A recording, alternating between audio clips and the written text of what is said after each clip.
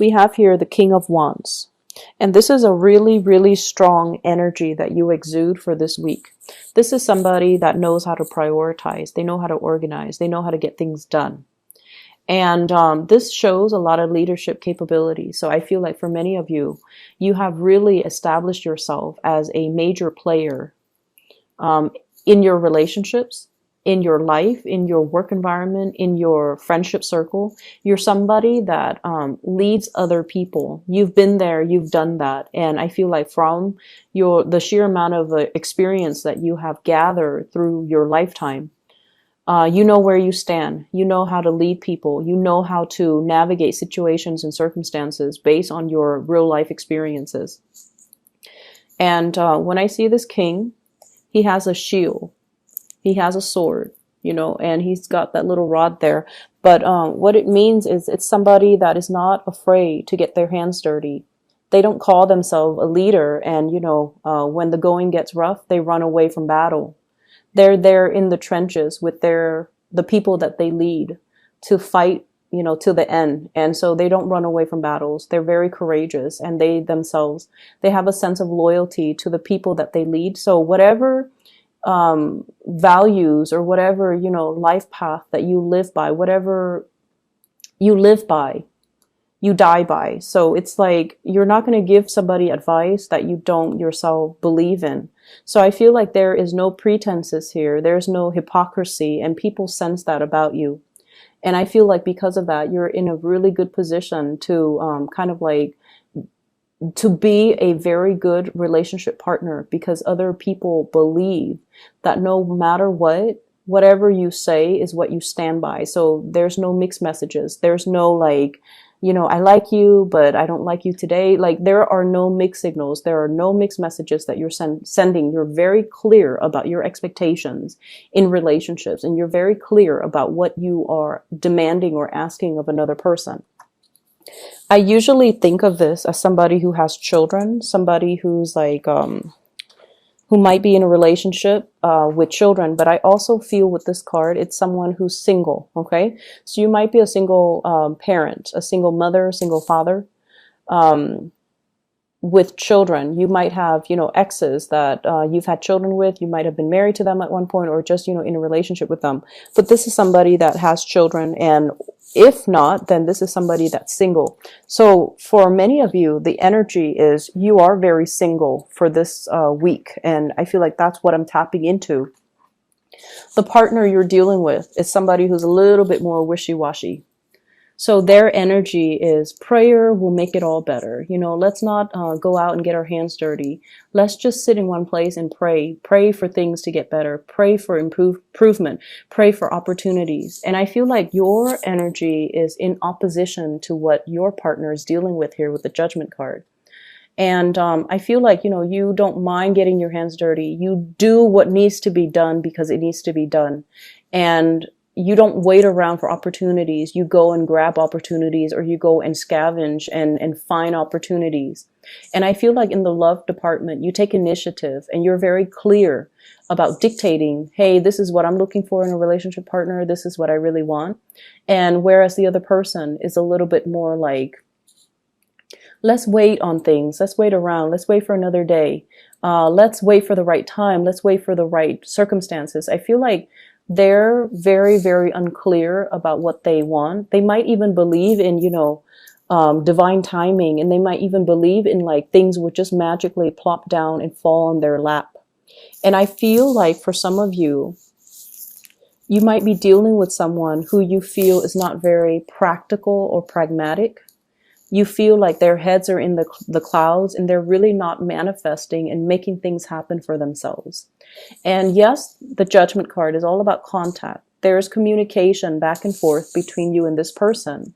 But I also feel like you have given them advice. You have told them, you know, you should do this, you should do that. And they're like, no, let's wait. Let's just let me sort things out on my end. Or, you know, let me just do this other thing. And they never get around to doing what they're supposed to, or they never get around to doing what you have advised them or counseled them on. And as a result of it, dealing with them can be a little bit frustrating because they're not taking the initiative. They're not as grounded, and and they don't grab opportunities when opportunities come calling. And so they let a lot of opportunities pass them by. The interaction between you and your partner, I have here the Nine of Wands. And the Nine of Wands mainly dictates your energy as the fire sign. Okay, so the Nine of Wands is like somebody who's battle weary, and they're not sure, like, should I keep plugging away at this? It doesn't seem like there's any movement. Or should I cut my losses and try to move away? And in the traditional Rider-Waite deck, it's that man with the bandage on his head, and he's got 9 rods, and he's kind of battle weary, and he's just kind of paranoid. What I feel, though, is you're assessing, you're being pragmatic. You're being, like, strategic as well. Do I plug away at this relationship? Do I continue giving them advice? Do I continue to, play the role of the father, even though they're supposed to be my relationship partner? Do I take on this maternal, take them under my wings and take care of them and just protect them?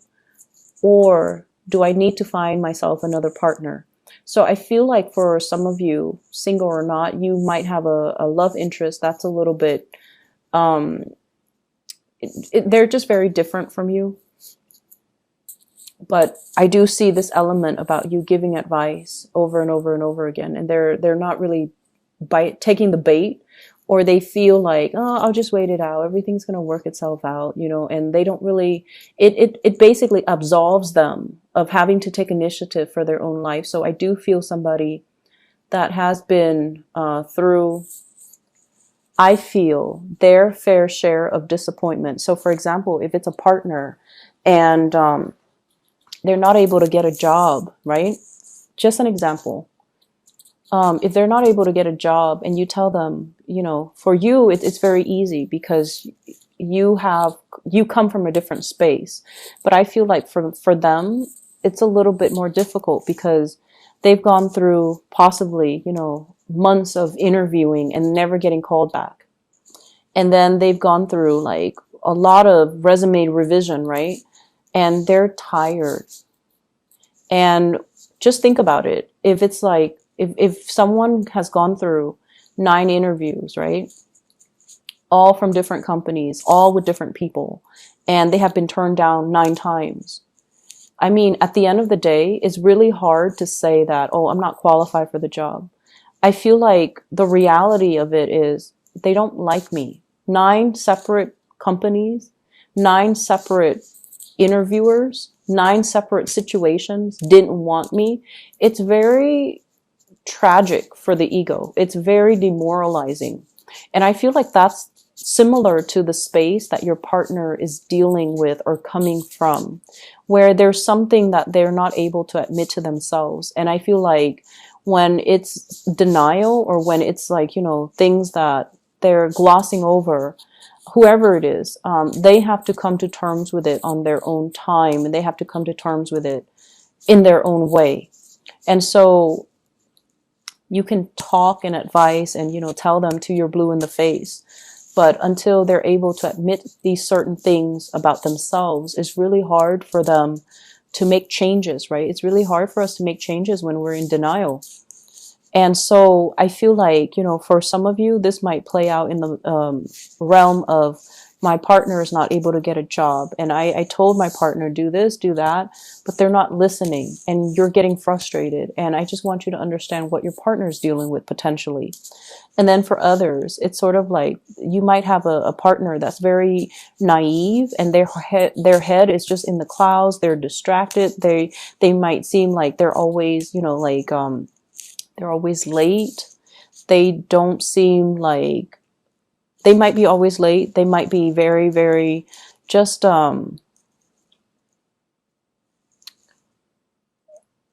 might not be very affectionate. And time again, you told them, I want more affection. I want things to change. I feel very much by myself, like I'm a single person, even though I'm dating you. And I feel, like you tell them many, many times. And this might be the week where they come in and try to make some changes, okay? Because I feel like change is coming for you. So I have here this is the Knight of Pentacles. This is somebody coming in, making an offer, making amends, trying their best to appease you, trying to bring something substantial to the table. So if it's a partner who has been out on their luck when it comes to work, they're going to hear good news. And I feel like that's going to help them, because they're going to either take your advice or do something to initiate things from their end. Either way, taking your advice so that they can get things started in their own life. Okay. And then if it's a partner that has been estranged, either they're traveling, they're not around, and you feel like, I'm with them, but I'm so single. I'm with them, but I feel like I'm just single because they're not giving me the affection, the attention. They're not physically here. They're coming back into the picture with good news. They've done a lot of work on themselves. And I feel like sometimes it takes that distance away from the people and the things that we love and the things and the people that we're familiar with, for us to make some changes, for us to really see ourselves from a different context in order to know what we need to figure out, in order to know what we need to work on, in order to know what we need to change about ourselves. So I feel like there's a realization coming through. For others of you, if you've been hoping and praying for a relationship, we have the Death card here, which is a change. So this is a change around. If you're single, you're going to be in a relationship. If you're in a relationship, you might be single. So there's a change around. It doesn't denote, any specific direction, but I feel for majority of you, there's a couple relationship coming through. It's on the offer for you. And I do feel like many of you are going to go through the month of October, starting to come together with another person and starting to couple up with another person. Okay. If you're dealing with a Scorpio with this Death card, there's some good news coming around for the two of you, for both of you. If you're dealing with an earth sign, Taurus, Virgo, Capricorn, there's an offer coming through, and I feel like it's going to be very good, very stable. It's slow. You might have been waiting for it. They might have been waiting on you, but I feel like there is a coming together. In other areas of your life, there will be a lot of get-togethers, okay? Get-togethers with old friends, get-togethers with old colleagues, get-together with like family members, but I feel more so friends, colleagues, like people you used to work with, people you used to go to school with, more in a more social, professional type of a setting, not so much family. I also feel like travel and movement, coming to see people traveling and moving to come see you. And I feel like these are long-standing, significant friendships, okay? I feel like these people have been around with you through a very important milestone in your life.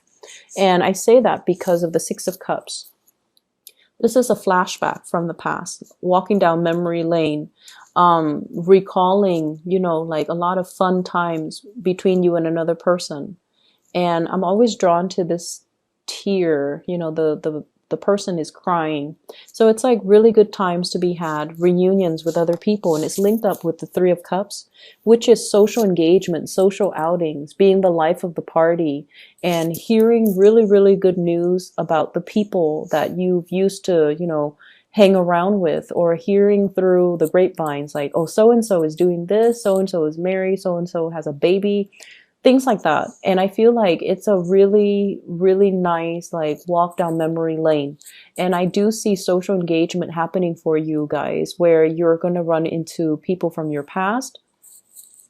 All are good people. I don't see the past coming back to haunt you. And I feel overall you have so much career and achievements and, just positivity in your financial and professional sector that, sometimes when we don't want to go to high school reunions, or we don't really want to meet up with old friends if we feel like we haven't made it, right? So some of us, and I feel for you guys especially, the fixed signs, you, Scorpio, Taurus, and Aquarius, you want your career to speak for you. You want to be like, hey, the envy of the party. And I feel like if you haven't made it professionally, you're very weary about these reunions. But I feel like right now you're in a good space. You're where you need to be professionally. A lot of doors are opening for you. So you're at a point where you're like, okay, I'll be there. I'll be at this reunion. I want to talk about what I'm doing. I want to talk about these projects I'm handling. I want to talk about all my responsibilities that people entrust me with. Not in the spirit of bragging, but in the spirit of, I'm really proud of the person that I am today. I'm really proud that despite everything that I've been through, that, I made it. And I'm entrusted with a lot of responsibilities. I'm seen as someone who's competent, and I've created a name for myself. So I feel like you're going to be the life of the party, and you're going to be, you're going to have a lot to offer. You're going to have a lot to say, and you're going to have a lot of people admiring you and possibly even envious, but not in a bad way. They're not jealous and vindictive. I feel like they look at your life with envy, and they're going to just be really glad, or just to be very happy for you. Okay. So there's a lot of travel and movement that's coming in with this Eight of Wands too. And this is like, uh, travel by air, travel over waterway, so across the continental US to another state. And I also feel like work travel, work demands and things like that, possibly even traveling with another partner and having the means to do recreational travel, travel for leisure rather than just business. So I feel like if you're not even traveling this week, it's going to be played out, through the month of October, where there will be a lot of these engagements, offers, and social outings, and things that are coming into the picture. I'm seeing you possibly living in a colder climate, going to somewhere that's a little bit warmer. And I also feel like overnight, like a red eye type of a plane ticket, where you might be as well move, like going to another country, where you have to, sleep overnight on a plane. So I do see those elements coming through. And I also feel like, if you're connecting with people from your past, you have a lot to say, and you have a lot of wisdom and advice, possibly in the career front, that you can give them. And I feel like you need to give them these advice, because they're going to be thankful for it.